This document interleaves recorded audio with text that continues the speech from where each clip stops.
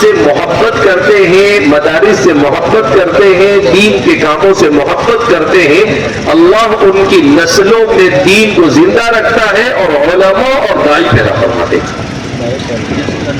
اور جو لوگ علماء سے بغض رکھتے ہیں، علماء سے عداوت اور دشمنی کرتے ہیں، مدرسوں سے عداوت اور دشمنی کرتے ہیں، دین کے کاموں کے ساتھ عداوت اور دشمنی کرتے ہیں، تو فرماتے ہیں کہ ان کا بھی ایمان خطرے میں ہے اور ان کی نسلوں کا بھی ایمان خطرے میں ہے۔ تو یہ ہمارے لیے، اسی لیے کسی نے پوچھا ایک مرتبہ کہ ہم دیکھتے ہیں کچھ لوگوں کو کہ وہ علماء سے بیر رکھتے ہیں، اس کی کیا وجہ، ایسا کیوں؟ تو کہا کہ یہ ان کے گناہوں کی سزا ہے۔ ایک بزرگ نے کہا کہ ان کے گناہوں کی سزا ہے۔ کہ جب انسان گناہ پر گناہ کرتا چلا جاتا ہے تو اول پہلی سزا اللہ کی طرف سے یہ ہوتی ہے کہ اللہ رب العزت اس سے توفیق کو چھین لیتا ہے۔ اس کو نماز پڑھنے کی توفیق نہیں ہوتی، اس کو قرآن کی تلاوت کی توفیق نہیں ہوتی ہے، اس کو ذکر اللہ کی توفیق نہیں ہوتی ہے، اس کو دین کی مجلسوں میں بیٹھنے کی توفیق نہیں ہوتی ہے، تو وہ سب سے پہلے اللہ اس سے توفیق چھین لیتا ہے۔ اس کے بعد بھی وہ توبہ نہیں کرتا اور اس کا احساس اسے نہیں ہوتا ہے کہ میں غلط کر رہا ہوں، تو پھر اللہ کی طرف سے توبہ، اس کی توبہ نہ کرنے کے لیے سزا کا سیکنڈ اسٹیپ آتا ہے، دوسرے اسٹیج میں وہ داخل ہوتا ہے۔ تو کیا ہوتا ہے؟ تو کہا کہ پھر وہ دین کے کاموں سے اور دین کا کام کرنے والوں سے نفرت، عداوت اور دشمنی کرنے لگ جاتا ہے۔ اور پھر اس کے بعد کہا کہ وہ اسی طریقے سے باقی رہتا ہے اور توبہ نہیں کرتا ہے، تو فرماتے ہیں کہ پھر سمجھ لیجئے کہ اس کا خاتمہ ایمان پر نہیں ہونے والا ہے۔ اس لیے کہتے ہیں کہ ایک بزرگ نے، کسی نے کہا کہ میں تو بہت گناہ کرتا ہوں لیکن مجھے تو روزی بھی خوب ملتی ہے، میرا تو وہ دنیا کا کوئی نقصان ہی نہیں ہو رہا ہے۔ تو بزرگ نے کہا اچھا آپ کیا سمجھ رہے ہو کہ گناہ اللہ کی نافرمانی کرنے کے بعد بھی کچھ نہیں ہو رہا ہے؟ تو انہوں نے فوراً سوال کیا کہ آپ کتنی نماز پڑھی آج آپ نے؟ تو اس نے کہا کوئی نماز نہیں پڑھی۔ کہا دنیا میں سب سے بڑی سزا بندے کو یہ ہے کہ اللہ اسے اپنے سامنے سجدہ کرنے سے محروم کر دیتا ہے۔ کہا یہ گناہ کی سب سے بڑی سزا ہے، تم یہ سمجھتے ہو سزا نہیں؟ کہا یہ سب سے بڑی سزا ہے کہ اللہ رب العزت یہ نہیں چاہتا ہے کہ آپ اس کے سامنے سجدہ کرو، اللہ کو پسند ہی نہیں آپ کو۔ کہا اللہ آپ سے محبت نہیں کرتا ہے، اسی نے کہا کہ اللہ آپ سے محبت کر رہا ہے، اسے اگر آپ زمین پر بیٹھے بیٹھے دیکھنا چاہو تو یہ دیکھو کہ اللہ آپ کو عبادت کی، ریاضت کی اور دین کی خدمت اور اس کی اطاعت، اس کی عبادت کی توفیق دے رہا ہے یا نہیں۔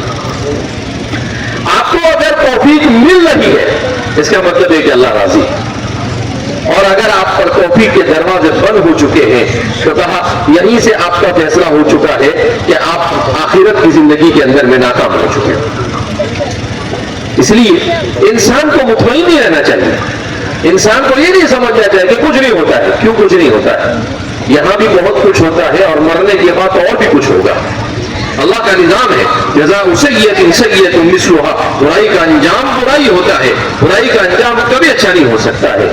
کیا آپ کانٹے کا درخت لگاؤ تو اس کے اوپر آم لگیں گے؟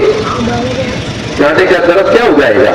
کانٹے ہی اگائے گا، وہاں پر کوئی پھل نہیں اگے گا۔ لہذا اس بنا پر انسان جیسا بوتا ہے ویسا ہی دنیا میں بھی پاتا ہے اور مرنے کے بعد بھی پائے گا۔ اس لیے میرے عزیزوں، میرے دوستوں، بزرگوں اور ماں بہنوں، یہ بڑا سنگین مسئلہ ہے کہ ہم لوگ دین سے اپنے تعلق کو کمزور کرتے جا رہے ہیں۔ ہم کیا سمجھ رہے ہیں کہ دنیا ہی سب کچھ ہے، ہم نے اپنی اولاد کے لیے کامیابی کیا سمجھی؟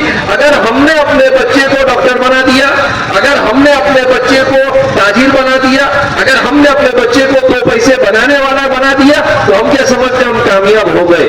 نہیں، یہ کامیابی نہیں ہے۔ کامیابی یہ ہے کہ آپ کا بچہ دیندار ہونا چاہیے۔ اسی لیے ہمارے والد صاحب حضرت مولانا غلام محمد رشانی نور اللہ مرقدہ وبرد اللہ مضجعہ فرمایا کرتے تھے کہ مسلمان ڈاکٹر بنے، انجینئر بنے، تاجر بنے، سب کچھ بنے، مگر وہ سب سے پہلے سچا اور پکا مسلمان بنے۔ اگر دین نہیں ہے زندگی میں تو پوری دنیا بھی مل جائے، اس کا کوئی فائدہ مجھے اور آپ کو دنیا اور آخرت میں نہیں مل سکتا ہے۔ اگر دنیا انسان کے پاس آ جائے، آپ نے بڑا سا بنگلہ بنا لیا، اچھی سی گاڑی لے لی، آپ 2-4 لاکھ کے موبائل ہاتھ میں لے کر گھوم رہے ہیں، آپ بہترین کپڑے پہن رہے ہیں، تو ہم کیا سمجھ رہے ہیں یہی کامیابی ہے؟ یہ ساری چیزیں تو فرعون کے پاس بھی، یہ تو نمرود کے پاس بھی تھی، مگر آج دنیا میں کوئی انسان انہیں کامیاب کہتا ہے؟ نہیں کہتا ہے۔ اليوم ننجيك ببدنك لتكون لمن خلفك آية، اللہ فرماتے ہیں کہ اس نے تکبر کیا، اللہ کی دی ہوئی دولت کے بعد اللہ کی نافرمانی کی، تو اللہ کیا کہتے ہیں؟ سمندر میں ڈبو دیا، اور سمندر نے اس کو منحوس کہہ کر پھینک دیا، کہا کہ یہ منحوس لاش میرے پاس چاہیے بھی نہیں، پھینکو اس کو باہر۔ زمین میں ڈالا گیا اس کو، تو زمین نے بھی اس کو اکھاڑ کر پھینک دیا۔ بغیر کچھ لگائے ہوئے حضرت موسیٰ علیہ السلام کا زمانہ رسول اللہ صلی اللہ علیہ وسلم کے زمانے سے تقریباً 1500 سال پہلے کا زمانہ بیان کیا جاتا ہے۔ 3000 سال کے بعد بھی آج بھی اس کی لاش عبرت کا سامان بنی ہوئی کہ گنہگاروں اور متکبروں کا کیا انجام ہوتا ہے، کافرون کو جا کر دیکھ لو۔ تو اس لیے کامیابی کس میں ہے؟ کامیابی صرف اور صرف دین میں، اس راستے میں جو مجھے اور آپ کو رسول اللہ صلی اللہ علیہ وسلم نے بتلایا۔ آج ہماری عورتوں میں بھی دین نہیں باقی رہا، ہماری عورتیں بھی کپڑا شاپنگ کرنا، جواہرات کو شاپنگ کرنا اور بازاروں میں گھومنا، انہی چیزوں کو ہم نے زندگی کا مقصد سمجھ لیا ہے۔ یہ زندگی کا مقصد نہیں، یہ امتحان گاہ ہے، یہاں پر ہر ایک کا امتحان ہو رہا ہے۔ اللہ دولت دے کر بھی امتحان لیتا ہے، اور اللہ فقیری دے کر بھی امتحان لیتا ہے، اللہ حسن دے کر بھی امتحان لیتا ہے، اور اللہ بدصورتی دے کر بھی امتحان لیتا ہے، اللہ رب العزت طاقت دے کر بھی امتحان لیتا ہے، اور اللہ رب العزت کمزور رکھ کر بھی امتحان لیتا ہے۔ ہر حال میں ہر انسان یہاں ولادت سے لے کر موت تک امتحان سے گزر رہا ہے۔ اب اس امتحان میں کامیاب کون ہے؟ کامیاب وہ ہے جو اس راستے پر چلے جس راستے پر مجھے اور آپ کو کون چھوڑ کر گئے؟ میرا اور آپ کے آقا احمد مصطفیٰ محمد مجتبیٰ صلی اللہ علیہ وسلم چھوڑ کر گئے۔ ہمارے آقا ہمیں اس راستے پر نہیں چھوڑ کے گئے جس راستے پر لوگ اپنی مفاد پرستی کو تلاش کرتے ہیں، میرا فائدہ، میرا دنیا کا فائدہ نہیں۔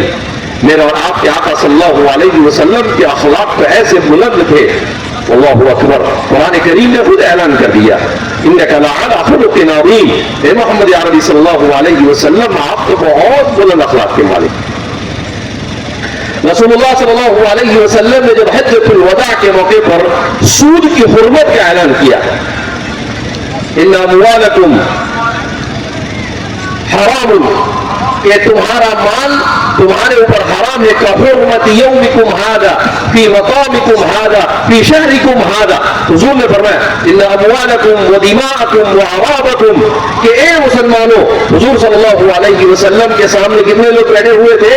1,24,000 انسان بیٹھے ہوئے تھے۔ سمندر، انسانوں کا ٹھاٹھے مارتا ہوا سمندر، اس زمانے میں 25-50 آدمی کا جمع ہو جانا بڑا مجمع ہوتا تھا۔ اللہ کے رسول کے سامنے 1,24,000 نفوس قدسیہ حضرات صحابہ بیٹھے ہیں۔ حضور بغیر مائک کے اعلان بیان کر رہے تھے۔ حضرات صحابہ فرماتے تھے کہ حضور کا معجزہ تھا کہ جو حضور صلی اللہ علیہ وسلم کے قریب بیٹھ کر جیسی آواز آتی تھی، مجلس میں سب سے اخیر میں 1,24,000 انسانوں میں بالکل پیچھے بیٹھا ہوا تھا، اس کو بھی ویسی ہی آواز لگتی تھی۔ ان اللہ علی کل شیء قدیر، اللہ کو مائک کی ضرورت نہیں۔ اس موقع پر اللہ کے رسول صلی اللہ علیہ وسلم نے کہا اے مسلمانوں کان کھول کر سن لو، ان تمہارا مال، تمہاری جانیں اور تمہاری عزتیں تمہارے اوپر حرام ہے۔ کہا کیسے؟ کہا ایسے حرام ہے جیسے آج یعنی اللہ کے رسول صلی اللہ علیہ وسلم حج کے موقع پر بیان کر رہے ہیں اور قرآن کریم نے اس کی فضیلت کو بیان کیا والفجر وليال عشر كحرمة يومكم هذا. کہا آج کا دن سب سے افضل ترین دن مانا جاتا ہے عرفہ کا دن. کہا یہ جو جگہ ہے مکہ مکرمہ بقعۃ مبارکہ ہے, کہا سب سے بہترین جگہ ہے, مہینہ بھی بہترین, جگہ بھی بہترین, دین بھی بہترین. کہا اس سے زیادہ افضل اور کہیں کچھ جمع نہیں ہو سکتا ہے. کہا جیسے آج تم کسی کو دھکا مارنے کو بھی اچھا نہیں سمجھتے ہو, کہا کہ پوری زندگی ایک مسلمان کو دوسرے مسلمان کے ساتھ اسی طریقے سے گزارنا ہے. تم کسی کو گالی نہیں دو گے, تم اپنے کسی مسلمان بھائی کو نقصان نہیں پہنچاؤ گے, نہ اس کی جان کو نقصان پہنچاؤ گے, نہ اس کے مال کو نقصان پہنچاؤ گے. اور قربان جائیے میرے اور آپ کے آقا صلی اللہ علیہ وسلم کے اوپر آپ صلی اللہ علیہ وسلم نے کہا کہ وہ اول ربا اباؤھا, اور سب سے پہلا سود کا معاملہ جو میں آج اعلان کر رہا ہوں وہ میرے چچا عباس. آپ صلی اللہ علیہ وسلم کے چچا حضرت عباس بڑے مالدار آدمی تھے, مکہ کے روسا میں سے تھے. تو زمانے جاہلیت تھا اور سود کا معاملہ چلتا تھا, تو آپ نے کچھ قبیلے والوں کو بڑی رقم دی ہوئی تھی سود کے اوپر. کہا میں اعلان کرتا ہوں کہ میرے چچا اب وہ رقم بغیر سود کے قرض حسنہ کے طور پر ان سے وصول کریں گے. تو کہتے ہیں نا کہ سب سے پہلے قربانی کا آغاز کہاں سے ہوتا ہے؟ اپنے گھر سے. حضرت عباس نے بلا چو چیرا کہا, بہت بڑی رقم ہوتی تھی وہ. کہا کہ اللہ کے رسول صلی اللہ علیہ وسلم آپ نے کہہ دیا مجھے کوئی سود نہیں چاہیے, ختم ہو گئی بات. اسلام نے سود کو حرام قرار دے دیا, میں حرام کا 1 روپیہ اپنے اور اپنی اولاد کے پیٹ میں جانے نہیں دینا چاہتا. ایسا بھی دین مجھے اور آپ کو عطا کیا گیا جس دین میں کسی کے بارے میں برا سوچنا بھی گناہ ہے. ان بعض الظن اسم. اور آج ہم تکلیف پہنچاتے ہیں لوگوں کو. آج پڑوسی مسلمان پڑوسی کو تکلیف پہنچاتا ہے, اولاد اپنے والدین کو تکلیف پہنچاتی ہے, والدین اپنی ہماری عورتیں ساس بن جاتی ہے اپنی بہو کو تکلیف پہنچاتی ہے, بہو ہوتی ہے ساس کو تکلیف پہنچاتی ہے, بہن ہے اللہ اکبر بھائی ہے بہنوں کے حق مار کر کھا جا رہے ہیں. کیا نہیں کر رہے ہیں؟ یہ کون سا معاشرہ ہے؟ کیا یہ وہ لوگ ہیں ہم جو اللہ کے رسول صلی اللہ علیہ وسلم کے امتی ہونے کا دعویٰ کر رہے ہیں؟ نہیں. اس لیے ہمیں اپنی زندگی پر سوچنے کی ضرورت ہے کہ ہمیں وہ معاشرہ بنانا ہے جو معاشرہ رسول اللہ صلی اللہ علیہ وسلم نے بنایا. سیدنا حضرت عبداللہ بن مسعود رضی اللہ تعالیٰ عنہ فرماتے ہیں حضور نے جس معاشرے کی تربیت کی, قرآن اور حدیث کی روشنی میں جس معاشرے کو حضور نے بنایا وہ معاشرہ کیسا تھا؟ کہا صحابہ کیسے تھی؟ اطرهم قلوبا, دل کے بالکل صاف تھے. حضرات صحابہ اپنے دل میں کسی دوسرے اپنے بھائی کے بارے میں کوئی بغض حسد کینہ کپٹ کچھ نہیں رکھتے. وَعَمَقُهُمْ عِلْمًا, علم کے گہرے تھے, ہر ایک اپنے اپنے مقام پر علم کا سمندر تھا, علم کا گہرا تھا. وَقَلْبُهُمْ تَكَلُّفًا, ان کی طبیعتوں میں تکلف بہت کم تھا, وہ ٹھاٹ باٹ کے ساتھ رہنا پسند نہیں کرتے تھے. البزازۃ من الایمان, سادگی ایمان کا حصہ ہے. ایسی گاڑی چاہیے, ایسا موبائل چاہیے, ایسے کپڑے چاہیے, ایسے جوتے چاہیے نہیں. یہ چیزیں یہ دنیا کی چمک دمک پر ان کی نظر نہیں تھی. ان کی نظر کیسی تھی؟ اللہ کے رسول صلی اللہ علیہ وسلم اعلان کرتے ہوئے اللہ اکبر تو ڈھیر کے ڈھیر لگا دیتے تھے, اپنی دولت کو بھی اڑا دیتے تھے. ایسی دولت لا کر دیتے تھے کہ اللہ کے رسول صلی اللہ علیہ وسلم نے ایک مرتبہ حضرت عثمان سے کہا کہ عثمان تم نے اتنا اللہ کے راستے میں دیا ہے کہ آج کے بعد اگر تم کوئی نیکی نہ بھی کرو تب بھی تمہارے لیے جنت پکی ہے. مگر پھر بھی عثمان نے نیکی میں کوئی کمی نہیں کی. رضی اللہ عنہ. عبد الرحمن بن عوف اللہ اکبر. تو اس بات کو سمجھنا چاہیے کہ یہی دنیا سب کچھ نہیں ہے, اصل زندگی ہی مرنے کے بعد کی زندگی. تو ہم اپنے بچوں کی ایمانی تربیت کی فکر کریں. ایک سوال ہمارے ذہن میں آتا ہے کیا ہمارے معاشرے میں نماز کیوں نہیں؟ ہمارے معاشرے میں قرآن کی تلاوت کیوں نہیں؟ ہم لوگ چھوٹے چھوٹے تھے، آج سے 30 سال 35 سال پہلے کی بات کرتا ہوں میں، تو ہم نے اپنے گاؤں کے اندر میں چھوٹا سا دیہات ہمارا مستان، وہاں پر تہجد کے وقت تو پورا گاؤں ہو جاتا اور سب نماز میں لگ جاتے تھے، تہجد پڑھتے تھے، قرآن کی تلاوت کرنے کے لیے بیٹھ جاتے تھے، اذان ہوتے ہی فجر کی نماز کے لیے مسجد میں پہنچ جاتے تھے، قرآن کی تلاوت کرتے رہے، نماز پڑھ کر آئے، اشراق پڑھے بغیر تو کوئی مسجد سے نکلتا بھی نہیں تھا جائے۔ لیکن آج کیا صورت حال ہے؟ ہمارے پاس موبائل، یہ جو دجال آ گیا ہے، اس میں ایسے مست ہو چکے ہیں، نہ ہمیں اپنی رات کی پڑھی ہے، نہ اپنی نماز کی پڑھی ہے، کچھ نہیں، اپنا پورا وقت اس پر خرچ کر رہے ہیں، اور ہمیں کوئی کبھی اس کے بارے میں یہ بھی نہیں ہوتا ہے کہ ہم یہ گھنٹوں کیا کر رہے ہیں۔ ہماری عورتوں کو دیکھو تو سیریلیں دیکھ رہی ہے، ہمارے نوجوانوں کو دیکھو تو کرکٹ دیکھ رہا ہے، کوئی گیم کھیل رہا ہے، ہمارے بچوں کو دیکھو تو گیم کھیل رہے ہیں، کارٹون دیکھ رہے ہیں، گھنٹوں کے گھنٹوں اس کے اوپر صرف کیے جا رہے ہیں۔ اللہ اکبر۔ قرآن کریم میں اللہ فرماتے ہیں والعصر، زمانے کی قسم، مومن کی زندگی کا ایک ایک منٹ قیمتی ہوتا ہے، ایک ایک سیکنڈ قیمتی ہوتا ہے، ایک سیکنڈ ضائع نہیں ہونا چاہیے، اور ہم زندگیاں ضائع کر رہے ہیں، ایسے ضائع کر رہے ہیں جیسے ہمیں اس کا حساب ہی نہیں دینا ہے۔ اللہ کے سامنے حساب دینا پڑے، اللہ پوچھے گا کہ ہم نے زندگی دی تھی، تم نے کیا کیا؟ اپنا کہاں گزاری زندگی؟ تو ہمارے زمانے کا، جس کو کیا کہتے ہیں، زیڈ جنریشن کہتے ہیں، وائی جنریشن، یہ کیا کہے گا اللہ کو؟ اللہ یہ موبائل پہ زندگی گزاری، اللہ کہے گا ایک کام کر، موبائل کے ساتھ ہی جہنم میں چلا گیا۔ تو اس لیے میرے بھائیوں، دوست اور بزرگوں، ہم سمجھے تو ہمارے ذہن میں ایک سوال کہ ہمارے بچے کیوں دیندار نہیں، ہمارے بچوں کی زندگی میں کیوں نماز نہیں، ہماری زندگیوں میں کیوں نماز نہیں؟ ہم کیوں؟ کہا کہ اگر آپ اپنے بچوں کو نمازی بنانا چاہتے ہو تو پہلے آپ کو اپنی عورتوں کو نماز کا عادی بنانا پڑے گا۔ آج ہماری عورتیں نماز پڑھتی ہیں؟ نہیں پڑھتی، 99% نماز نہیں پڑھتی۔ مرد اگر 98% نہیں پڑھتا ہے تو اور 99%۔ اب ظاہر سی بات ہے، جب بچہ اپنے گھر میں یہ دیکھ رہا ہے کہ ماں باپ لڑ رہے ہیں، ماں باپ کبھی گھر میں نماز ہی نہیں پڑھ رہے ہیں، تو اس کی زندگی میں نماز کہاں سے آئے؟ بچہ کب نمازی بنے گا؟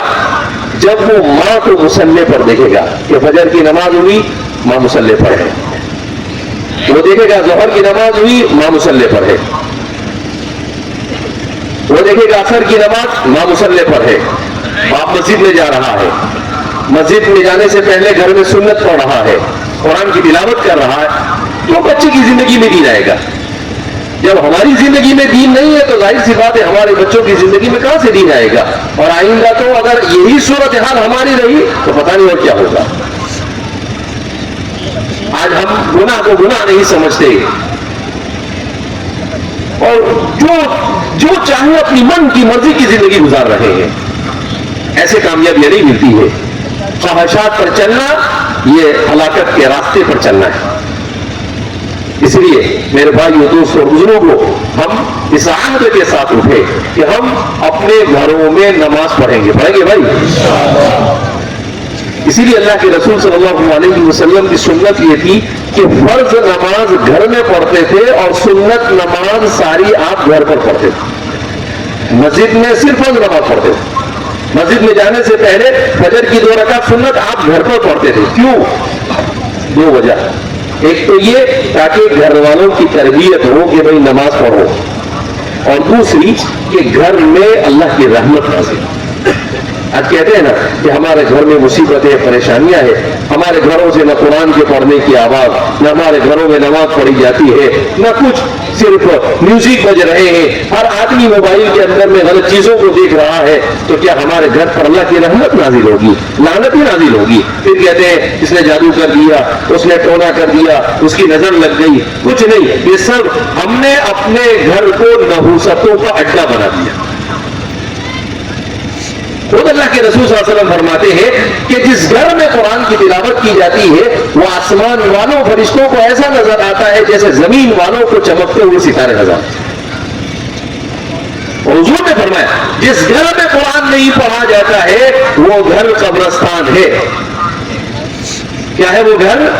قبرستان ہے، یعنی وہ گھر میں رہنے والے گھر میں نہیں رہ رہے، وہ قبرستان میں رہ رہے۔ آپ دیکھ رہے ہیں ہمارے گھروں کے اندر میں وحشت ہے، یہ وحشت اسی لیے کہ ہم نے اپنے گھروں میں قرآن پڑھنا چھوڑ دیا۔ ارے باپ کا فرض ہے کہ وہ اپنے گھر کے ایک ایک فرد کی دینی نگرانی کرے۔ حضرت شیخ الاسلام مولانا تقی عثمانی صاحب، ان کی اہلیہ کا انٹرویو آیا تھا ابھی سال 1.5 سال پہلے، اس میں انہوں نے لکھا کہ ان کی اہلیہ محترمہ کہتی ہے کہ آج بھی حضرت کی 80 سال عمر ہوئی مگر اپنے بچوں، نواسوں اور پوتوں سب کو دن میں کسی وقت اپنے پاس بٹھاتے ہیں، کوئی نبی کا، صحابہ کا کوئی واقعہ سناتے یا کسی کتاب کی تعلیم کرتے ہیں۔ ایسے گھروں میں دین زندہ رہتا ہے، اور ہمارے یہاں تو تعلیم والی کچھ ہے ہی نہیں۔ اس لیے میرے بھائیوں، دوستوں اور لوگوں، ہم اس عہد کے ساتھ اٹھے کہ ہم اپنے گھروں کے اندر میں دین کو زندہ کریں گے۔ بھائی ماشاءاللہ مکاتب کی لائن سے بھی مولانا عارف صاحب نے ابھی اعلان کیا کہ مکاتب میں بڑی محنت ہو رہی ہے، اور لائن لگاتے ہو تو ماشاءاللہ ایک نہیں، دو نہیں، تین تین، چار چار لوگ عمرے پر جا رہے ہیں۔ آپ لوگ تعاون بھی کر رہے ہیں ماشاءاللہ، ادارے کا بھی آپ لوگ تعاون کر رہے ہیں۔ اور ہمارے ایک ساتھی آ کر مجھے کہہ کر گئے کہ مولانا عارف صاحب سب کو عمرے میں بھیج رہے ہیں، تو آپ مولانا عارف صاحب کو عمرے میں بھیج دو۔ میں نے کہا بات تو صحیح ہے۔ تو میں نے کہا ٹھیک ہے، مولانا عبداللہ صاحب نے کہا کہ مولانا عارف صاحب تو آپ کی طرف سے ہوں، میں نے کہا ٹھیک ہے، ہماری طرف سے ان کو عمرے میں بھیج دیں گے انشاءاللہ۔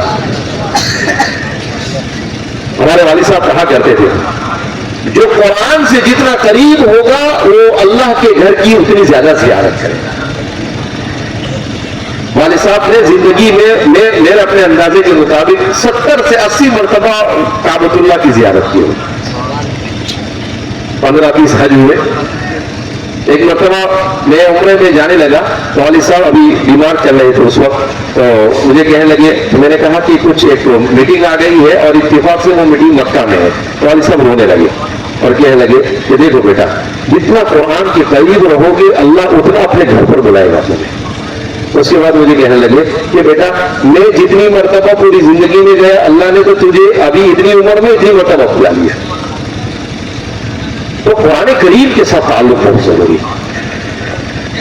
اللہ رب العزت نے جو ایمان، جو اسلام دیا ہے، یہ مدارس، یہ مکاتب، اس کی قدر کریں، ہم ان کو محبت کی نگاہوں سے دیکھیں، اپنے بچوں کو یہاں پڑھائیں۔ یہ بچے جو حافظ بنتے ہیں دنیا کے بادشاہوں کے بچوں کے مقابلے میں ہمارے ان بچوں کی جو قدر اللہ کی نگاہ میں ہے ان کی کوئی حیثیت نہیں، لیکن اللہ کی نگاہ میں ان کی بڑی حیثیت ہے۔ ان اللہ لا ينظر الى صوركم ولا الى اجسامكم ولكن ينظر الى قلوبكم واعمالكم۔ اللہ یہ نہیں دیکھتا کہ اس نے کتنے اچھے کپڑے پہنے اور کون کتنا اچھا لگتا ہے، اللہ کہتے ہیں کہ ہم تو دلوں کو دیکھتے ہیں، دلوں میں قرآن ہے، دلوں میں ایمان ہے، دلوں میں اسلام ہے، تو اللہ فرماتے ہیں کہ ہم ان سے محبت کرتے ہیں۔ اس لیے میرے بھائیوں، دوستوں اور بزرگوں، خاص طور پر میں اپنی ماؤں اور بہنوں سے کہوں گا کہ اللہ کے واسطے اپنے گھروں میں دین کو زندہ کرے، اپنی اولاد کی ایمانی تربیت کرے، گھروں میں تعلیم کا انتظام کرے، 10 منٹ کم از کم اپنے گھر میں کسی نہ کسی دینی کتاب کی تعلیم ضروری ہونا چاہیے، اور ہر گھر کا فرد اس میں بیٹھنا چاہیے۔ ہمارے علماء بھی نہیں کرتے، ائمہ بھی نہیں کرتے، اور ہم کوئی نہیں کرتے، اس کو کرنا چاہیے ہمیں۔ اور اسی کے ساتھ ساتھ نمازوں، ہماری مسجد آباد ہونی چاہیے، ہمیں اپنے تعلیمی اداروں کی فکر کرنی چاہیے۔ میں آج کچھ ذمہ دار لوگ آئے تو میں ان سے پوچھ رہا تھا کہ بھائی یہاں کتنی آبادی ہے مسلمانوں کی؟ 30-40 ہزار کی آبادی ہے۔ میں نے کہا کوئی تعلیمی ادارہ؟ کہا بس اردو اسکول، کچھ انگلش اسکول ہے، ہائر ایجوکیشن کا کوئی اپنا ادارہ ہی نہیں ہے۔ میں نے کہا اتنی بڑی تعداد ہے مسلمانوں کی، فکر کرنی چاہیے۔ کیوں؟ اس لیے کہ ہماری نسلوں کا ایمان خطرے میں. اگر ہمارے بچے دوسروں کے اداروں میں جا کر تعلیم حاصل کر رہے ہیں تو آپ کیا سمجھ رہے ہیں؟ ہم ان کے ایمان کو داؤ پہ لگا رہے ہیں. تو ہم خود اپنے ادارے بنائیں. اللہ نے آج تو ہمیں دیا ہے، صاحب حیثیت بنایا ہے، ہم اگر چاہیں تو سب کچھ کر سکتے ہیں. لہذا ہمیں، میں کہتا ہوں اس کو کہ کے جی سے لے کر پی جی تک کے مسلمانوں کے اپنے ادارے ہونے چاہیے، جن اداروں کو علماء کی نگرانی میں دین کے ماحول کے ساتھ ان کو عصری تعلیم دینی چاہیے. حضرت والی صاحب نے جس پیٹرن کو زندہ کیا ہے ہمیں اس پیٹرن پر چلنے کی کوشش کرنی چاہیے. ہمارے مولانا مفتی روشن صاحب بتا رہے کہ ان کو بھی کہا کہ بھائی آپ بھی شروع کرو. ماشاءاللہ انڈیا مدرسے میں اسکول ہے اور ساتھ ساتھ میں ابھی BHMS کالج کا کام ہو رہا ہے اور انشاءاللہ قریب وہ کام پورا ہو کر شروع ہونے جا رہی ہے. تو یہ سب ہماری ضرورت، ہمارے اپنے ادارے ہوں گے تو ہمارے بچوں کا ایمان محفوظ ہوگا، اور ایمان محفوظ ہے تو یہی سب سے بڑی کامیابی ہے. اس سے بڑی کوئی کامیابی نہیں ہو سکتی ہے. اس لیے میرے بھائیوں، دوستوں اور بزرگوں، ماشاءاللہ ہمارا یہ ادارہ بھی کام کر رہا ہے اور انشاءاللہ ہم اب کوشش کر رہے ہیں کہ یہاں پر بھی عصری تعلیم کے اچھے ادارے قائم کیے جائیں انشاءاللہ. ماشاءاللہ 16 سال سے آپ حضرات ہی کے تعاون سے پورا ہو رہا ہے. اب انشاءاللہ ہم نے یہاں کے جو ذمہ دار میرے پاس آئے تھے ان سے کہا کہ اب آپ آئیے اور فکر کیجئے کہ اور اچھے تعلیمی ادارے ہمارے نوجوان کون سی تعلیم کی طرف جا رہے ہیں اور اس تعلیم کو ہمیں کس طریقے سے زندہ کرنا چاہیے اور کیسے اپنے اداروں کو قائم کرنا چاہیے. دیکھو، ہمارے بچوں کا ایمان، ان کی تعلیم، ان کی دنیا اور آخرت کی بھلائی ہماری ذمہ داری ہے. ہم کسی دوسرے کے بھروسے کیوں رہے؟ ہم سب مل کر وتعاونوا علی البر والتقوی، ایک دوسرے کے ساتھ مل کر کام کریں، اللہ سب آسان کر دیتا ہے. ہمارے والد صاحب نے جیسے مسجد مصلی اسکیم سے بنایا، ایسے ہی ہم لوگوں کو کہتے ہیں کہ آپ آؤ، ہم آپ کو بتائیں گے کہ آپ لوگوں کے علاقے کے پیسے سے کیسے آپ کالج بنا سکتے ہیں، ہم آپ کو راستہ بتائیں گے. اس کے لیے اور بھی جو بھی گائیڈ چاہیے ہم پورا آپ کو گائیڈ کریں گے، مگر آپ اپنے اداروں کو قائم کیجئے. ہم آپ پوری رہنمائی اور رہبری کے لیے تیار ہے. میں ہمارے یہاں پر بھی انشاءاللہ ہم ITI ہے یا اور بھی جس طرح کی کالج کی یہاں پر ضرورت ہے انشاءاللہ آئندہ سالوں کے اندر میں اس کو جلد از جلد یہاں لانے کی کوشش کریں گے، جس میں آپ حضرات مکمل تعاون کریں گے تو انشاءاللہ بڑے سے بڑے کام آسان ہو جاتا ہے. اللہ رب العزت مولانا عارف صاحب اور ان کے رفقا کی خدمات کو قبول فرمائے اور ان کی محنت اور جد و جہد کو اللہ رب العزت شرف قبولیت سے نوازے اور مکاتب کا ماشاءاللہ جو متحرک نظام ہے اللہ اسے بھی قبول فرمائے. میں نے ہمارا مولانا جاوید صاحب مکاتب کے ناظرین سے میں نے کہا کہ آئندہ اس سال یہ اعلان کر دو کہ مکاتب میں جن مکاتب کو جامعہ ماشاءاللہ 2000 زیادہ مکاتب چلاتا ہے، مکاتب میں سے 10% بچے مدرسے میں آنا ضروری ہے. اگر 100 بچے پڑھ رہے ہیں تو رمضان کے بعد کم از کم، زیادہ ہے تو اچھا ہے، 10 بچے تو مدرسے میں آنے ہی چاہیے. تاکہ اس لیے کہ جہاں ہمیں ڈاکٹر کی، انجینئر کی ضرورت ہے وہاں ہمیں علماء کی اور حفاظ کی بھی ضرورت ہے. اگر ہم اس کی فکر نہیں کریں گے تو کون فکر کرے گا؟ اس لیے اور اب تو ماشاءاللہ ہر جگہ پر اسکول کے ساتھ تعلیم دی جا رہی ہے تو آپ کا بچہ مدرسے میں آئے گا، دین بھی سیکھے گا، دنیا بھی سیکھے گا. اس سے بڑی اور کیا نعمت ہو سکتی ہے؟ یہ نعمت تو دنیا میں کہیں ملتی نہیں ہے جو ہمیں اتنی آسانی کے ساتھ مل رہی اس ملک کے اندر میں. اللہ رب العزت ہمیں فکر کرنے کی توفیق مرحمت فرمائے اور اللہ رب العزت ہم سب کو ہر قسم کے شرور و فتن سے محفوظ رکھے اور اللہ اپنی رضا والے راستے پر چلنے کی توفیق مرحمت فرمائے. اللہ کہنے سننے سے عمل کی توفیق مرحمت فرمائے.